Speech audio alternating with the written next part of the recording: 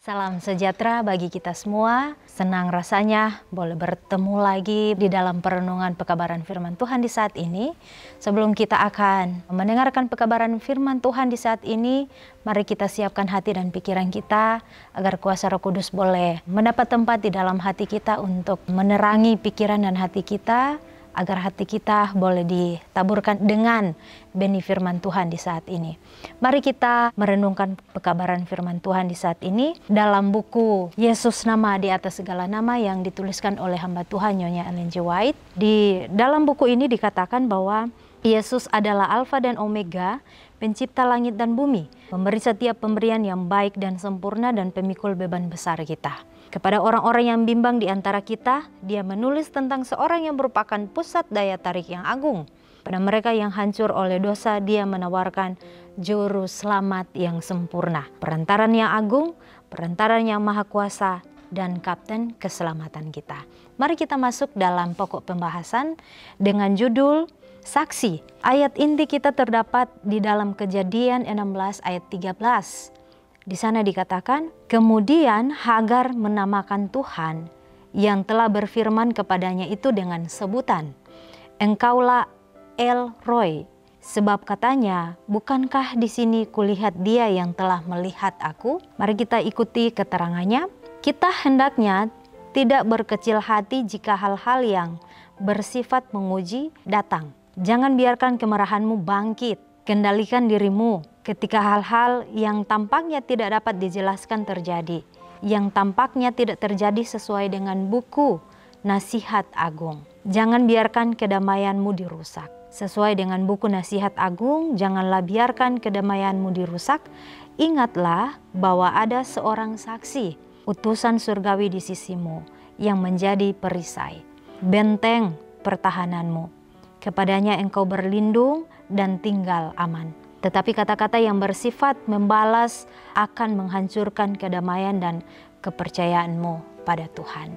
Lalu siapa yang terluka? Diri sendiri. Siapakah yang berduka dan terluka? Roh Kudus Allah. Di setiap kesempatan biarlah engkau dipersenjatai dan diperlengkapi dengan ada tertulis. Tuhan adalah perlengkapan perangmu di sebelah kanan dan di sebelah kirimu. Lupakan kata-kata yang tergesa-gesa mungkin menuntut untuk diekspresikan. Tetapi katakanlah tidak dan tidak. Saya tidak akan mengizinkan kaki saya di wilayah iblis. Saya tidak akan mengorbankan kedamaian dan kehormatan saya sebagai anak Tuhan. Saya akan tetap berada di satu-satunya jalan yang aman, dekat di samping Yesus yang telah melakukan banyak hal untuk saya. Jangan terkejut jika perubahan-perubahan besar terjadi. Janganlah heran jika orang-orang yang merasa dirinya mampu berusaha dengan hati nurani sesamanya manusia dan yang mengendalikan pikiran dan talenta-talenta yang Tuhan telah berikan kepada mereka pada akhirnya harus undur dan tidak lagi berjalan bersama-sama dengan orang-orang yang mempercayai kebenaran. Kebenaran membuat tuntutan yang terlalu besar bagi mereka. Ketika mereka mendapati bahwa mereka harus mati terhadap diri sendiri dan menghidupkan prinsip penyangkalan diri, mereka menjadi tidak senang karena mereka tidak dapat memusatkan hasrat penuh ambisi mereka untuk mengendalikan orang lain. Tabiat asli mereka akan kelihatan. Beberapa dari mereka akan membuat iman mereka karam sepenuhnya. Memang mereka berasal dari antara kita, tetapi mereka tidak sungguh-sungguh termasuk pada kita, kata Yohanes, dan itu akan terjadi lagi. Berpegang teguhlah pada kebenaran, kebenaran yang berharga dan menguduskan. Engkau berada di perkumpulan yang terbaik dan para makhluk yang tinggi sedang melihat tindakanmu. Engkau adalah tontonan bagi dunia, bagi para malaikat dan bagi umat manusia.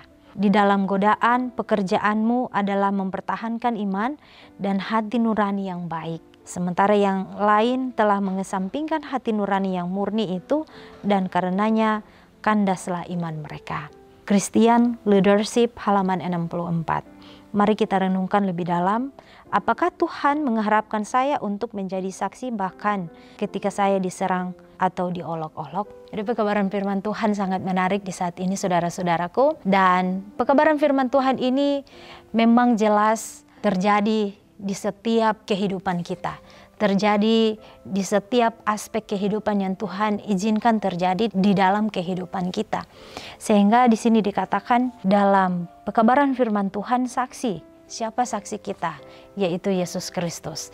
Ketika Tuhan mengizinkan kita untuk mengalami setiap musim kehidupan kita, tentunya ada hal-hal yang membuat kita menjadi terpancing untuk mengeluarkan perkataan-perkataan yang tidak baik dari mulut kita.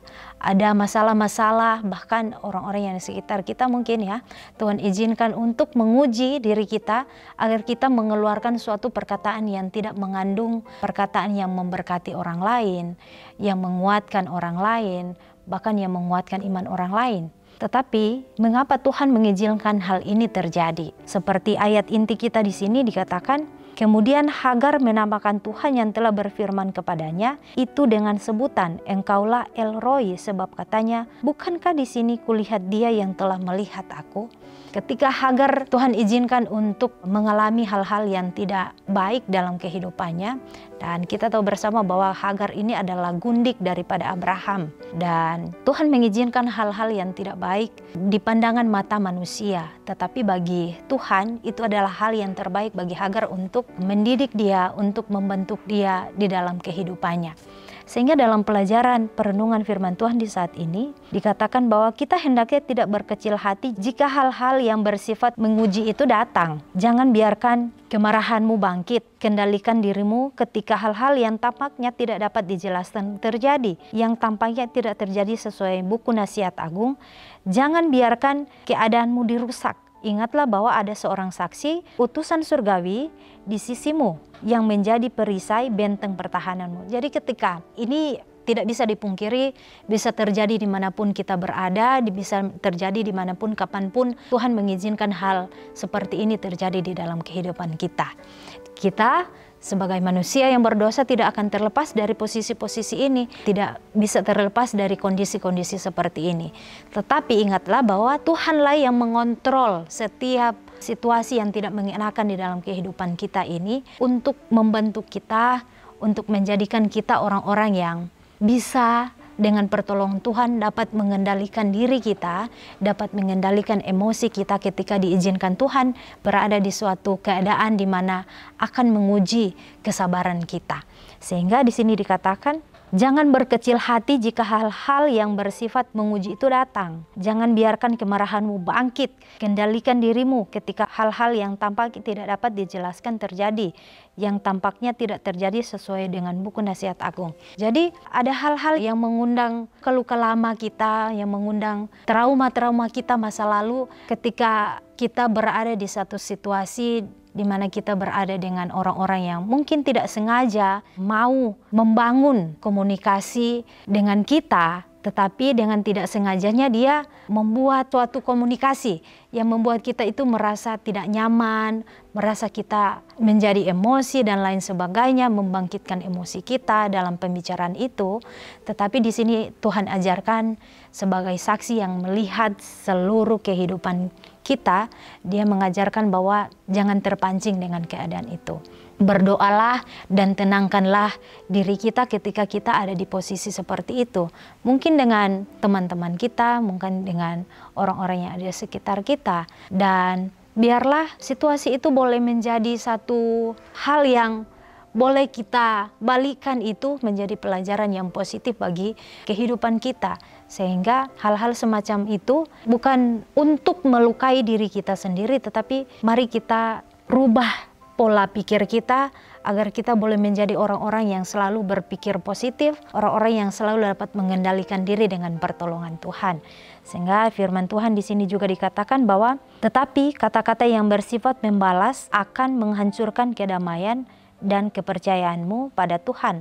Lalu siapa yang terluka? Di sini dikatakan diri sendiri. Siapakah yang berduka dan terluka? Roh Kudus Allah. Jadi dalam percakapan ini, dalam situasi yang Tuhan izinkan ini, ketika Tuhan mengizinkan situasi yang membuat saya itu akan mengeluarkan kata-kata yang tidak enak atau membalas orang yang membuat kita terpancing dengan situasi yang ada, tetapi di sini Tuhan mengatakan dengan firman Tuhan, tetapi kata-kata yang bersifat membalas akan menghancurkan kedamaian dan kepercayaanmu pada Tuhan. Jadi jangan biarkan setan mengambil kesempatan mengambil situasi ini untuk dapat menghancurkan kehidupan saya, mengambil kedamaian Tuhan ini dari diri saya, dari hati saya. Agar di sini juga dikatakan bahwa lalu siapa yang terluka? Diri sendiri. Siapakah yang berluka dan terluka? Roh Kudus Allah. Jadi di antara komunikasi ini, ketika mengundang emosi satu dengan yang lain, yang terluka di sini adalah diri saya sendiri, bahkan diri sahabat-sahabat saya, orang-orang yang di sekitar saya. Yang mengundang luka lama itu muncul sehingga saya dengan tidak sadar, saya mengeluarkan kata-kata yang menyerang mereka. Sehingga dalam situasi itu bukan hal-hal positif, bukan hal yang menguatkan iman yang saya perkatakan, tetapi hal-hal perkataan yang melukai orang-orang yang di sekitar saya, bahkan melukai diri saya sendiri. Di sini dikatakan, bahkan bukan hanya diri saya sendiri, di sini dikatakan bahwa Roh Kudus Allah juga terluka dengan situasi seperti itu. Jadi hati-hati dengan percakapan kita, hati-hati dengan pembicaraan kita yang mengundang suatu situasi yang tidak mengenakan bagi orang lain, bahkan diri kita sendiri, yang mengundang situasi agar setan itu menggunakan situasi itu yang tidak baik itu untuk menghancurkan persahabatan, untuk menghancurkan suatu tim kerja di dalam pelayanan Tuhan atau dimanapun Tuhan tempatkan kita. Sehingga kita dengan berhati-hati di dalam membangun suatu komunikasi dengan orang lain agar orang lain juga bisa terberkati dengan perkataan kita, dengan persahabatan kita. Dan di sini dikatakan bahwa ketika kita juga membalas perkataan yang tidak baik itu kepada orang lain, Roh Kudus akan terluka. Roh Kudus yang hadir di dalam kehidupan saya akan terluka melihat situasi seperti itu. Kemudian di sini dikatakan, di setiap kesempatan biarlah engkau dipersenjatai dan diperlengkapi dengan ada tertulis, Tuhan adalah perlengkapan perangmu di sebelah kanan dan di sebelah kirimu.